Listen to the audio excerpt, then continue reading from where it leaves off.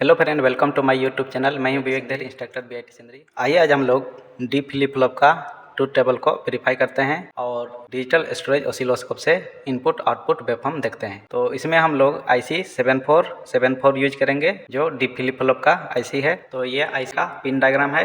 इस IC में दो डी फ्लिप फ्लॉप है। इसका पिन नंबर 14 जो होगा, इसमें VCC सप्लाई देंगे और पिन नंबर 7 को ग्राउंड करेंगे।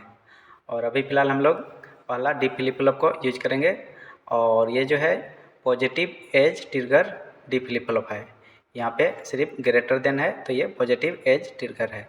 और इसमें क्लियर और प्रीसेट दो इनपुट है, तो इसको हम लोग लॉजिक हाई पे रखेंगे और यहाँ पे डाटा इनपुट पिन नंबर 2 पे अप्लाई करेंगे। और ये डी फ्लिप फ्लॉप का ट्रूथ टेबल है। जब हम लोग डाटा इनपुट 0 रखेंगे तो 0 आउटपुट आएगा और 1 देंगे तो 1 आएगा।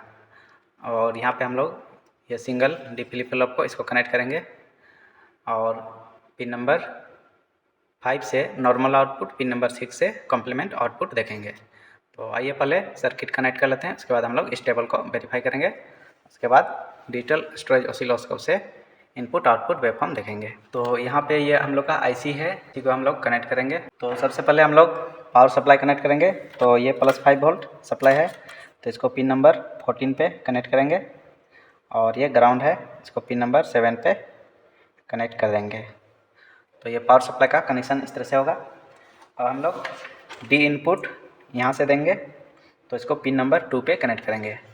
ये हम लोग का डी इनपुट है, तो इसको पिन नंबर 2 पे कनेक्ट कर देंगे। पिन नंबर 3 पे क्लॉक इनपुट है, तो यहाँ से हम लोग क्लॉक इनपुट देंगे, तो इसको पिन नंबर 3 पे कनेक्ट करेंगे। और पिन नंबर 1 और 4 ये क्लियर और प्रीसेट इनपुट है, तो इन दोनों को सप्लाई देंगे। तो पहले दोनों को शॉर्ट कर लेंगे। पिन नंबर 1 और पिन नंबर 4 को शॉर्ट कर दिए। अब इसमें +5 वोल्ट सप्लाई देंगे।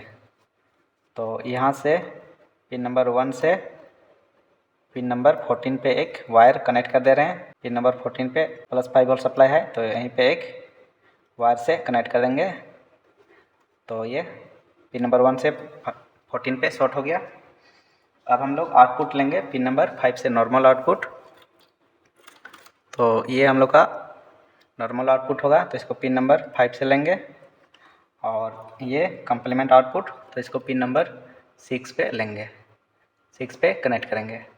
तो इस तरह से सर्किट कनेक्ट होगा। आइए अब हम लोग किट का पावर ऑन करते हैं। तो अभी देखिए हम लोग का यहाँ पे डेटा इनपुट हाई है, तो नॉर्मल आउटपुट जो है ये हाई आ रहा है। अब यहाँ पे डेटा इनपुट को लो कर दिए, तो देखिए यहाँ नॉर्मल आउटपुट जो है ये 0 हो गया।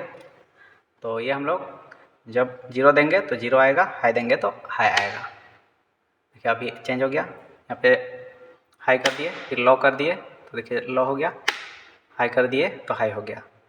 तो आइए अब हम लोग डिजिटल स्टोरेज ऑसिलोस्कोप से देखते हैं इसका वेवफॉर्म को। तो यहाँ पे ये चैनल 1 है, इसको हम लोग इनपुट पे कनेक्ट करेंगे, यानी पिन नंबर 3 पे क्लॉक इनपुट दिए हैं, तो यहाँ पे इसको पिन नंबर 3 पे कनेक्ट करेंगे।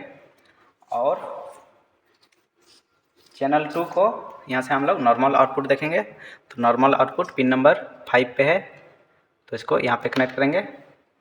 और कम्प्लीमेंट आउटपुट जो है पिन नंबर 6 से देखेंगे, तो चैनल 3 से कम्प्लीमेंट आउटपुट देखेंगे। तो ये इस तरह से हम लोग का कनेक्शन होगा।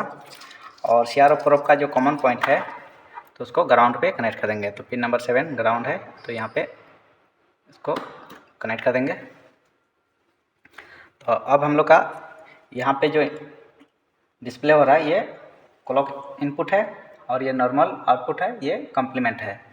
अब हम लोग का देखिए यहाँ पे अभी जो डिस्प्ले हो रहा है ये हाई पे है, ये रेफरेंस लेवल है, यहाँ से हाई है, तो इनपुट भी हम लोग का यहाँ पे हाई है।